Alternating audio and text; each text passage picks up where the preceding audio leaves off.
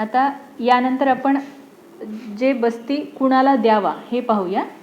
आता जसं मागे आपण पाहिलं की बस्ती कुणाकुणाला देऊ नये, त्याच्यात उदर वगैरे आहे, त्याच्यानंतर अत्यंत कृश आहेत, दुर्बल आहेत, वृद्ध आहेत, त्याच्यानंतर हिक्का श्वास कास ज्यांना आहे त्यांना देऊ नये.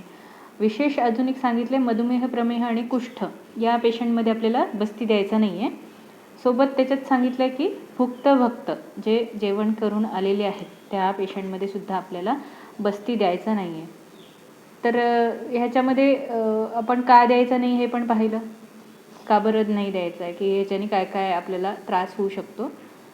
त्यानंतर आपण पाहूया की आता बस्ती कुणाला द्यावा. आता बस्ती कुणाला द्यावा ह्याचं सांगता येईल तुम्हाला.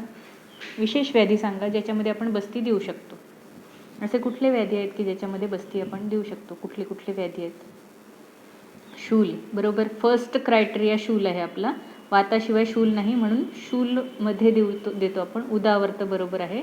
वातरोग तर बरोबर आहे. वातरोगमध्ये 80 प्रकारचे वातरोग येतात. तेवढे 80 प्रकारचे वातरोग याच्यामध्ये अंतर्भूत होतात. अजून आधमांमध्ये द्यायचं आहे. आधमांमध्ये आपल्याला निरोग बस्ती वर्ज्य सांगितलेलं आहे. आधमांमध्ये निरोग बस्ती द्यायचा नाही आहे. अजून आणखी कोणत्या पेशंटमध्ये द्यावं बस्ती? गुल्म, बर. अजून ज्वर याच्यामध्ये कंडिशन सांगा. ज्वरामध्ये कुठल्या कंडिशनमध्ये द्यायचं आहे आपल्याला?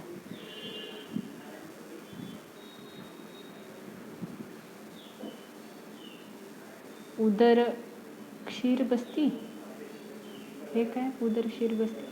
जीर्ण ज्वरात बरोबर आहे. अतिसारामध्ये पिच्छा बस्ती बरोबर.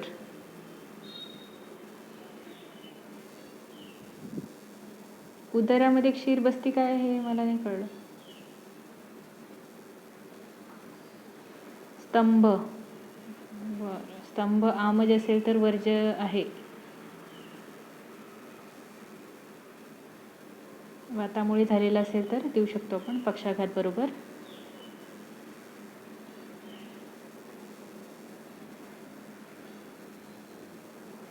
अजून सांगता येईल कोणाला? बस एवढेच व्याधी आहेत. अर्दित, कर्णस्राव बरोबर. बलक्षय, बरं. कृमी, बरोबर. कृमिकोष्ठ, आणखी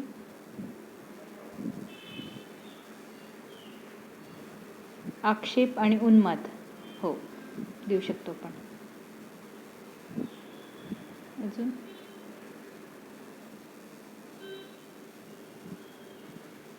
अजून कुठल्या व्याधींमध्ये देऊ शकतो? कृश झालेला त्याला गृहणबस्ती देऊ शकतो आपण, बरोबर आहे.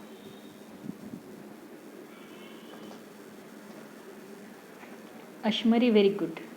आमवात पण आहे. उदरमध्ये जी सांगितली आहे ती अजातोदक अवस्थेत जी सांगितली आहे ती. ठीक आहे. तर हे एवढ्या प्रकारचे आपल्याला व्याधी सांगितले की कुठल्या कुठल्या याच्यामध्ये द्यावं. पहिलीच गोष्ट आहे की यांनी सांगितले सर्वांगवात. चरकांनी असं सांगितले की सर्वांगवातामध्ये आपल्याला बस्ती देता येऊ शकतो. त्याच्यानंतर एकांग रोग, त्यानंतर कुक्षिरोग, त्याच्यानंतर वातसंग, मूत्रसंग, मलसंग, शुक्रसंग. ज्या ज्या ठिकाणी संघ आहे अशा ठिकाणी आपण आस्थापन बस्ती देऊ शकतो. इथे आता मलमूत्र संघ आहे, तर ज्यांच्यामध्ये मूत्रावरोध झाला आहे ना, रिटेन्शन ऑफ युरिन, त्यांच्यामध्ये बस्ती दिला की त्याच्याने पण फरक पडतो. लगेच मूत्र प्रवृत्ती होते. मूत्रवाह स्रोतसाचे व्याधी बरोबर. त्याच्यानंतर त्यांनी असं सांगितलं आहे की मलसंघ आणि शुक्रसंघ. आता मलसंघ म्हणजे आपल्याला माहितीच आहे की मलसंघामध्ये बस्तीच हेच औषध आहे. जिथे जिथे कॉन्स्टिपेशन आहे पेशंटला त्या पेशंटला आपण बस्ती देतो. त्यानंतर विशेष सांगितलं अजून शुक्रसंघ. आता मलसंघामध्ये आपल्याकडे जे पांचभौतिक हे आहे दातारशास्त्रींचं, चिंचा लवण तेल, तर हे खूप चांगलं काम करतं चिंचा लवण तेलाचं बस्ती. आणि त्यांनी जर खूप क्रूर गोष्ट असेल पेशंटचं तर तिथे शिकेकाईचं बस्ती द्यायला सांगितलं आहे. तर असा बस्ती मलसंघाला दूर करतो. शुक्रसंघाचं पण उदाहरण आहे की जर समजा पेशंटला काय असेल, अनार्थव असेल आणि अशा पेशंटमध्ये जर आपण बस्ती दिला, आस्थापन बस्ती आहे, शुक्र अनिल विबंधहर बस्ती म्हणून आहे वाघभटामध्ये, तो जर आपण बस्ती दिला तर अनार्थवामध्ये लगेच फरक पडतो की लगेच त्यांना मेन्स्ट्रुएशन स्टार्ट होऊन जातं. तसंही जनरली आपण दशमूळ आणि सहचर तेलाचा अल्टरनेट असा योग बस्ती दिला तरी पण व्यवस्थित जर दिला पथ्यपालन वगैरे करून आणि मात्रेसहित तर लगेच अनार्थव दूर होतो, मेन्सेस यायला लागतात. त्यानंतर आहे बलक्षय. आपल्याकडे जेवढे पण यापन बस्ती वगैरे सांगितले ते आयुष्याचं यापन बलवृद्धी करतात म्हणून त्याला यापन बस्ती म्हणतात. म्हणून असे बस्ती पण आपण पेशंटला देऊ शकतो. त्याच्यानंतर मांसक्षय, दोषक्षय, शुक्रक्षय, आधमान या सगळ्या ह्याच्यामध्ये आता आधमान इकडे पण सांगितलं होतं आणि आधमान इकडे पण सांगितलेलं आहे. तर मग कुठल्या ह्याच्यामध्ये द्यायचं आहे आपल्याला, आधमान असेल म्हणजे कुठल्या आधमानाच्या ह्याच्यामध्ये आपल्याला बस्ती द्यायचं आहे याचा विचार करायला लागतो आपल्याला. आधमान हे कशामुळे झालेलं आहे, जर मलसंघामुळे आधमान झालेला असेल तर त्यावेळेस आपल्याला तो बस्ती देता येऊ शकतो. पण जर आधमान काय म्हणतात रोजच होत आहे पेशंटला आणि त्याच्यात कॉन्स्टिपेशन नाही आहे पेशंटला, त्यावेळेस आस्थापन बस्ती वर्ज्य सांगितलेलं आहे. त्यानंतर आहे अंगसुप्ती कृमिकोष्ठ. कृमिकोष्ठात द्यायचं आहे, उदावर्तामध्ये द्यायचं आहे. इथे शुद्ध अतिसार सांगितलं आहे. आमज अतिसारामध्ये उपेक्षा सांगितली आहे. आमज अतिसाराची मेडिसिन काय सांगितले माहिती आहे, आमज अतिसारामध्ये काय म्हणतात औषधी ती जी पथ्य म्हणून सांगितलेली आहे. अशी कुठली औषधी माहिती आहे आमज अतिसारातली? आमज अतिसाराच्या चिकित्सा सूत्रामध्ये असं सांगितलं की त्यांनी ह्याचं एकतर तुम्ही हे करा, काय म्हणतात निग्लेक्ट करा, उपेक्षा करा, पण ह्याच्यात विशेष औषधी सांगितली आहे, पाठा नाही आहे. कोणाला सांगता येईल माहिती आहे आमज अतिसाराचं चिकित्सा सूत्र?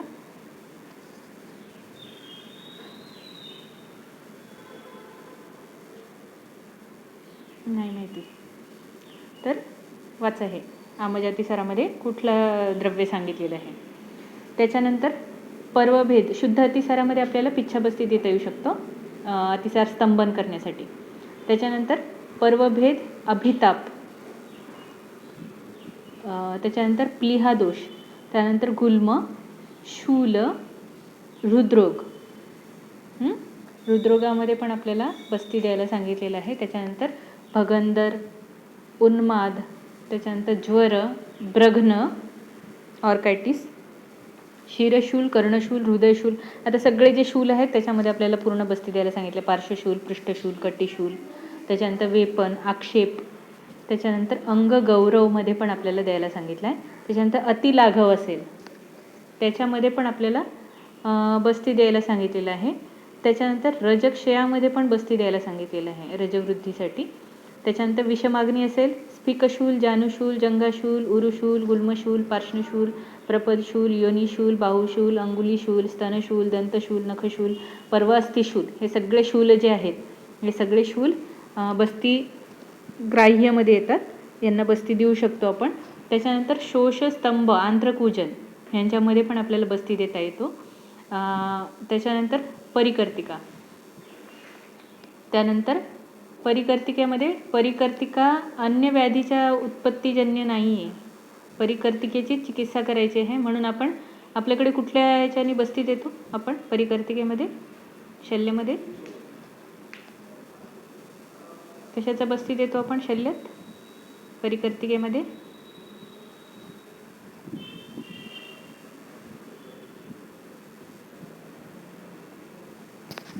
परिकर्तिकात बस्ती देतो की नाही? मूषक तेल, एरंड नाही, एरंडाचा बस्ती नाही देत, मूषक तेलाचाही नाही देत. मूषक तेलाचा कोणामध्ये देतो की गुदभ्रंश ज्यांना आहे त्यांना देतो आपण.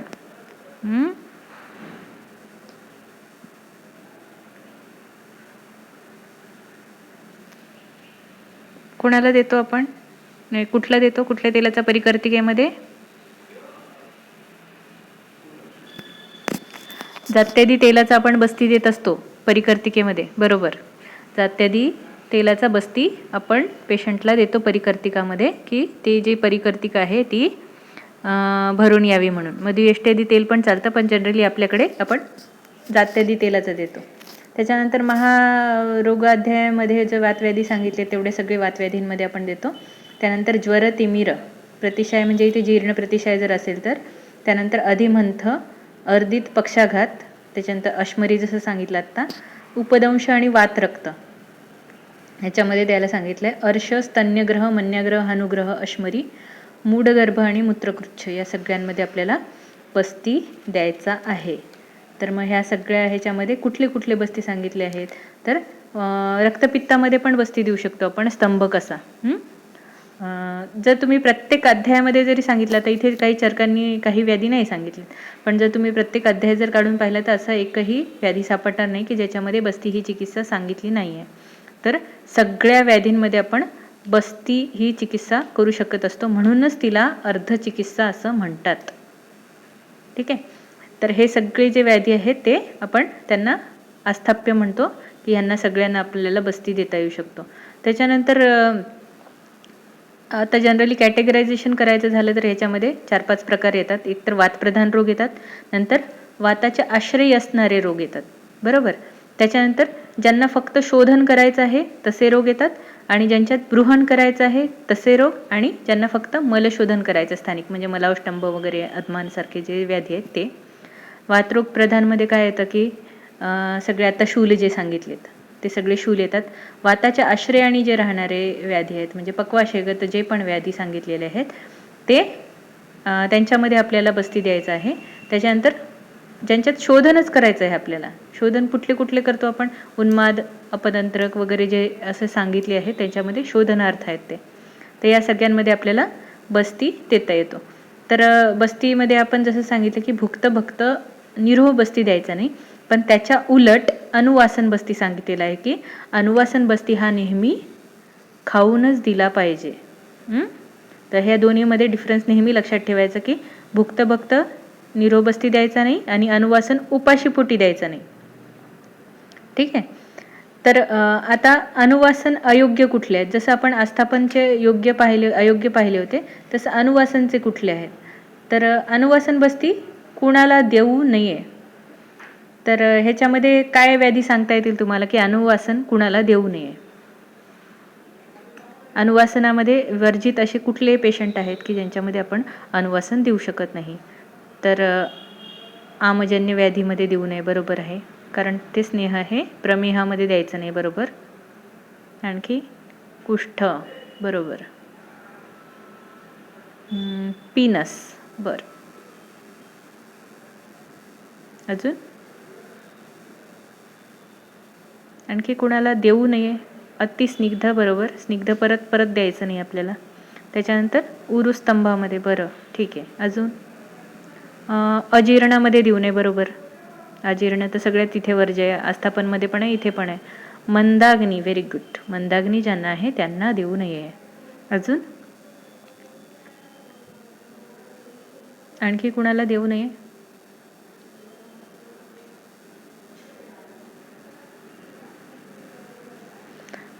नवज्वर आणि पांडू या पेशंटमध्ये पण आपल्याला बस्ती द्यायचा नाही.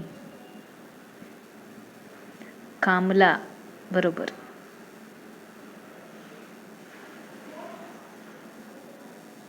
कृमी मध्ये हो अनुवासन वर्ज्य आहे. कृमीमध्ये स्थूल पेशंट असतील त्यांच्यामध्ये पण वर्ज्य आहे.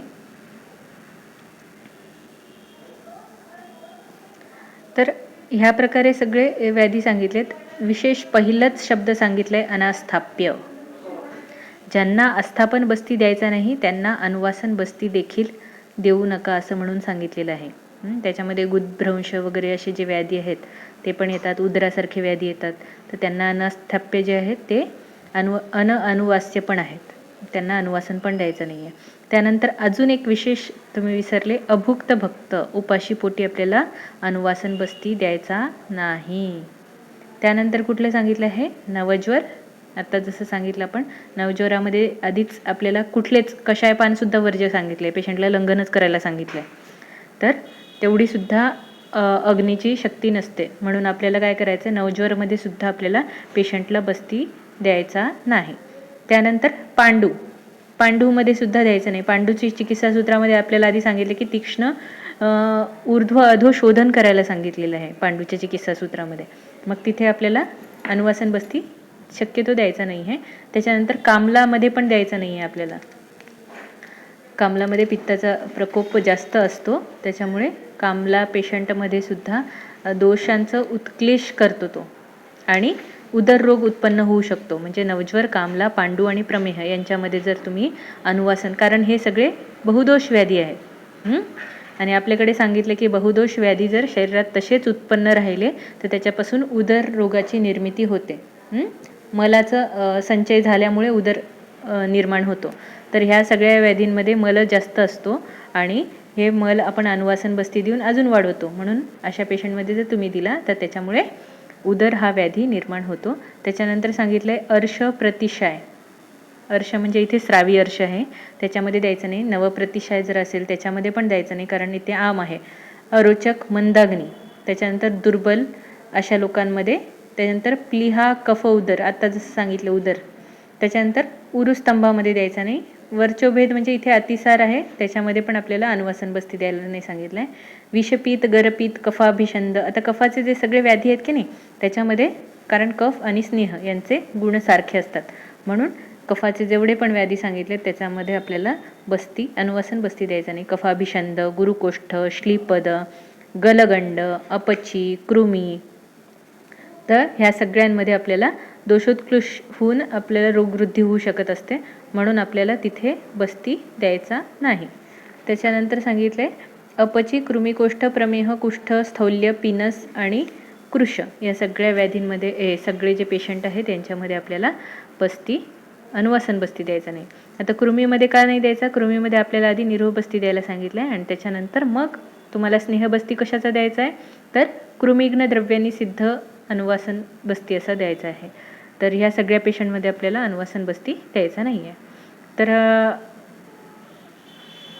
ह्याच्यामध्ये बस्ती कुणाला द्यावा, ह्याच्यामध्ये आस्थापनवाले सगळे जेवढे लोक आहेत तेवढ्या सगळ्यांना आपण अनुवासन बस्ती देऊ शकत असतो, विशेषतः वातव्याधी आणि अत्यंत वृक्ष जे आहेत ते. आणि विशेष एक वाक्य सांगितलेलं आहे कुणाला द्यावं, तर जे खूप खातात, जेवण जास्त करतात किंवा ज्यांचा अग्नी भस्मक रोग ज्यांना झालेला आहे, तर अशा लोकांमध्ये अनुवासन बस्ती विशेष द्यायला सांगितलेलं आहे. भस्मक रोगाची चिकित्सा तुम्ही विमानस्थानात पाहाल तर विमानस्थानामध्ये त्यांनी भस्मक रोगाची चिकित्सा दिली आहे, तर त्याच्यामध्ये अनुवासन बस्ती सांगितलेलं आहे की अनुवासन बस्ती कुठे द्यावा. आणि ह्याचंच रेफरन्स परत दुसऱ्या चरक सूत्रस्थान दुसऱ्या अध्यायामध्ये आलेलं आहे, अपामार्ग तंडुलिया. याच्यामध्ये त्यांनी सांगितलं की अपामार्ग तंडुलियेचा वापर कशासाठी करायचा आहे, तर भस्मक रोगासाठी यवागू पानामध्ये द्यायचा आहे. तर ह्या प्रकारे अनुवासन बस्तीचा उपयोग होतो. त्याच्यानंतर आहे आता आपल्याला बस्ती यंत्रविचार. आता पहिलेच्या काळामध्ये जसं बस्ती नेत्र असायचा, काय म्हणतात स्टील किंवा मेटलचे किंवा प्लास्टिकचे पण आत्ताच्या काळात देतात आहेत. तर असे जे बस्ती नेत्र आहेत त्याचा वापर करतो. बस्ती पुटकासाठी बस्ती पुटकच वापरायचं आहे. तुम्ही आत्ता कुठल्या ह्याच्या सेमिनारला जर आला असाल, काय म्हणतात नागपूरच्या, तर तिथे त्यांनी बस्ती पुटक काढून आणला होता. माहिष बस्ती पुटक आणि गो बस्ती पुटक, गाईचं आणि म्हशीचं बस्ती पुटक आणलं होतं की त्याच्यात बस्ती भरून, छोटंसंच असतं ते एवढंच असं, तर त्याच्यात बस्ती भरून तो बस्ती दिला जातो 940 ml. तर इथे पण आपल्याला काय सांगितले, जर अडल्ट पेशंट असेल तर त्याच्यासाठी गो माहिष वगैरेंचा बस्ती पुटक वापरावा, आणि जर छोटे असतील तर त्यांना बकरे वगैरे जे प्राणी आहेत त्यांचा बस्ती पुटक वापरायला सांगितलेलं आहे. तर ह्याच्यामध्ये आपल्याला ह्याच्या केरळकडे वगैरे गेलात तुम्ही तर तिथे बस्ती पुटक जे आहे ते त्यांनी प्लास्टिकचे बनवतात आणि बस्ती नेत्र जो आहे तो आपला मेटलचाच असतो. आणि ते काय करतात, ते बस्ती पुटक म्हणजे त्या प्लास्टिकमध्ये पूर्ण आपला बस्ती द्रव्य भरतात आणि त्याला बस्ती नेत्र, ते नेत्राला 3 कर्णिका असतात. कर्णिका म्हणजे असे गोल राऊंड असे सर्कल असतात. तर त्याच्यामध्ये सेकंड आणि थर्ड याच्यामध्ये ती बस्तीपुटक बांधून घेतात आणि समोरचा जो भाग आहे ते एक कर्णिका सोडतात आणि ते इतकं फिट्ट बांधतात की तो बस्तीद्रव्य बाहेर पडू नये. आणि मग बस्ती देत असताना बस्ती नेत्राला तेल लावतात आणि बस्तीपुटक दाबतात. आणि बस्तीपुटक दाबल्यानंतर जो बस्ती दिलेला आहे तो पूर्ण आपल्या पक्वाशय समोर ग्रहणीपर्यंत पण जातो, आमाशयापर्यंत पण जातो बस्तीपुटक प्रेशरनी दिल्यामुळे. ठीक आहे. आता तुम्ही काय म्हणतात, जर वेगळे हे पाहिले तुम्ही आर्टिकल्स किंवा काय काय झालेत याच्यावर संशोधन, तर बस्तीपुटकाचं जे प्रेशर असतं की नाही, तर ते प्रेशर आपण जेव्हा दाबतो बस्तीपुटक तेव्हा ते समोर जातं. तर समोर जातं आणि याची मात्रा पण जास्त आहे, 960 ml आहे. तर बस्तीपुटक व्यवस्थित जर पीडन केलं तर बस्तीचे जे सम्यक योग सांगितलेले आहेत, म्हणजे बस्ती दिल्यानंतर रोग कमी होणं किंवा रोग नाहीसा होणं हे आपल्याला दिसून येतं जर तो 960 ml आणि प्रॉपर आपण जर तो पूर्ण बांधून घेतला तर, आणि तेवढ्या पीडन क्षमतेने जर पीडन केलं तर. जसं अंबू बॅग असते ना, अंबू बॅग पाहिली असेल तुम्ही, तर अंबू बॅगला जसं आपण पीडन करतो त्याच प्रकारे जर आपण बस्ती पीडन करून जर बस्ती दिला तर तो आमाशयापर्यंत पण जातो. आपला जो बस्तीपुटक आहे म्हणजे आपण जे एनिमा कॅन वापरतो, तर एनिमा कॅन जास्तीत जास्त किती एक 4 आपली जेवढी हाईट आहे त्याच्यावरपर्यंत पकडतो आपण, 5-6 फुटापर्यंत पकडतो. तर 6 फुटावरून आपण सायफन मेथडनी जातं आहे की नाही, ग्रॅव्हिटेशनल फोर्सनी ते आतमध्ये जातं. आणि ते आतमध्ये गेल्यानंतर खूप मध्ये जात नाही, कारण काय, त्याची एक तर स्पीड कमी आहे, ग्रॅव्हिटेशन फोर्स खूप जास्त नाही आहे. तर एका ठिकाणी रिसर्च झाला होता की त्या बस्तीपुटकाचं प्रेशर किती आहे. तर ते बस्तीपुटकाचं प्रेशर किती आहे, तर इतकं प्रेशर आहे ते की जर आपण एनिमा पॉट आपल्या फर्स्ट मजल्याच्या छतावर जर धरला तर त्याच्यानंतर जर आपण बस्ती द्यायला म्हणजे सुरू केलं, बस्ती दिला, तर तो बस्ती आतमध्येपर्यंत जातो, म्हणजे आमाशयापर्यंत जाण्याची कॅपॅसिटी ती त्याची तेवढी असते. मग त्यासाठी आपल्याला काय करावं लागतं की बस्ती छतावर धरावं लागतं. म्हणून आपल्याकडे जे बस्तीपुटक किंवा आपण जे एनिमा कॅन वापरतो ते एनिमा कॅन आपण इतक्याच अंतरावर धरल्यामुळे आपल्याकडे बस्ती तेवढ्या मात्रेमध्ये आतमध्ये जात नाही. 960 ml जेवढी जायला पाहिजे ना तेवढी जात नाही. पेशंटला लगेच टॉयलेटला लागते, कारण बस्ती काय म्हणतात, पुटक जर व्यवस्थित पीडन केलं नाही, त्याचा एक दोष सांगितलेला आहे. तर त्याच्यामुळे काय म्हणतात, शीघ्र गती सांगितली आहे. बस्ती लवकर वापस येतो, कारण बस्ती तिथेच राहील. किती वेळ, तो आतमध्ये जातच नाहीये ना तेवढ्याच वेळामध्ये, मग तेवढं तो धारण करू शकत नाही. म्हणून पेशंटला लगेच टॉयलेटला लागते आणि पेशंट म्हणतो की मला लागले, मला जायचंय. तर यासाठी आपल्याला सांगितले की बस्ती पुटकाचा वापर करा. पण आता अवेलेबल नसेल तर बस्ती आपण एनिमा कॅन पण वापरू शकतो. आणि एनिमा कॅन वापरत असताना आपल्याला लक्षात आलं पाहिजे की एनिमा कॅन एखाद्या ठिकाणी तो टांगला गेला पाहिजे व्यवस्थित, कुठेही तो हल्ल्या गेला नाही पाहिजे. आणि नंतर बस्ती देत असताना हळूहळू पेशंटला तो बस्ती दिला गेला पाहिजे. आता बस्ती नेत्र आहे, आपल्याला एक दिवशी दाखवेल मी तुम्हाला बस्ती नेत्र काय आहे. तर बस्ती नेत्र हे कसं असलं पाहिजे, एक 6 अंगुल लांब असलं पाहिजे. 6 वर्षाच्या मुलासाठी 12 वर्षाच्या मुलासाठी 8 अंगुल आणि 20 वर्षासाठी 12 अंगुल या प्रमाणात ते बस्ती नेत्र असलं पाहिजे. आणि बस्ती नेत्राला 3 कर्णिका असल्या पाहिजेत. त्याच्यानंतर बस्तीच्या काय म्हणतात, जो समोरचा भाग आहे तो मूग किंवा उडीद एवढा असला पाहिजे आणि मागचा भाग जे आहे ते अंगुष्ठा एवढा असला पाहिजे. म्हणजे समोरची फनेल शेप, किंवा आपण चिलीम पाहिली असेल तुम्ही, चिलीम कशी असते त्या प्रकारे ते बस्ती नेत्र असतं. तर ह्या प्रकारात बस्ती नेत्र असलं पाहिजे. आणि 1/4 अंगुलावर 3 एक कर्णिका असली पाहिजे. अशा 3 कर्णिका त्याच्यामध्ये असतात.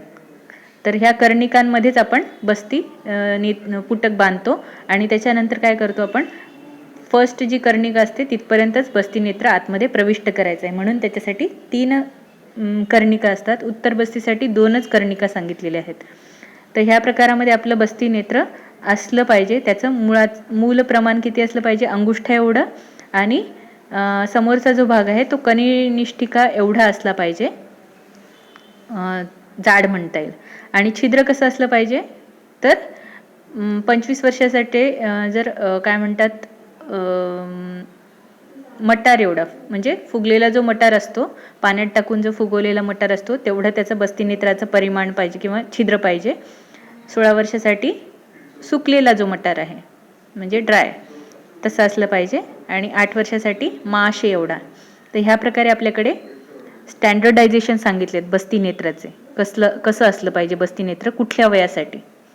तर ह्या प्रकारामध्ये बस्तीनेत्र आपल्याला अवेलेबल असलेलं दिसतात बऱ्याच ठिकाणी. तर असे जे बस्तीनेत्र आहेत ते आपण बस्तीसाठी वापरतो. तर तुम्ही जर ह्यांचं लेख वाचला असेल, त्र्यम गोगटेंचं चरित्र, तर त्याच्यामध्ये ते जेव्हा फॉरेनला गेले होते तेव्हा त्यांना बस्ती नेत्र सापडला नाही. एका पेशंटला त्यांना बस्ती द्यायचा होता. तर बस्ती नेत्र न सापडल्यामुळे त्यांनी एरंड नाल जी असते त्या एरंड नालाचाच वापर केला होता बस्ती नेत्र म्हणून आणि तशा पेशंटला बस्ती दिलेला. तर असं योजनास्तत्र दुर्लभा असं जे सांगितलं ते त्यासाठी सांगितलेलं आहे. पाणी आहे का ग?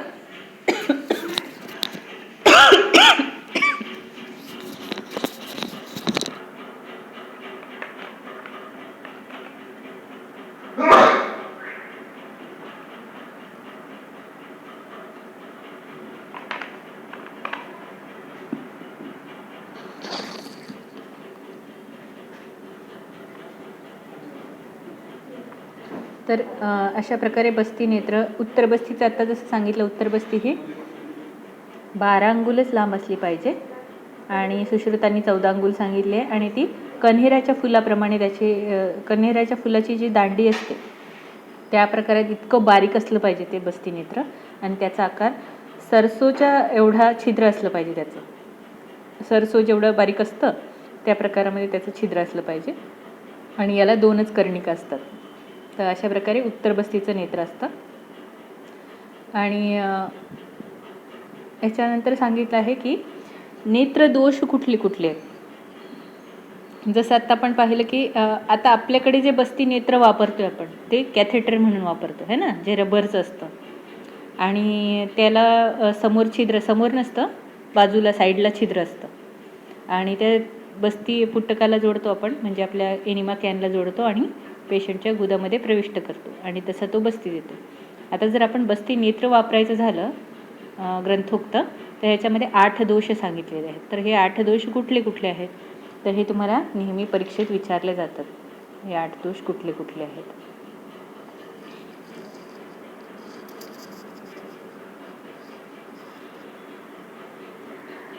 ह्रस्व दीर्घम तनुस्थूलम जीर्णम शिथिलबंधनम पार्श्वछिद्रम तथा वक्रम अष्टो नेत्रांनी वर्जयेत. कुठले कुठले सांगितले आहेत? ह्रस्व, दीर्घ, तनु, स्थूल, जीर्ण, शिथिलबंधनम.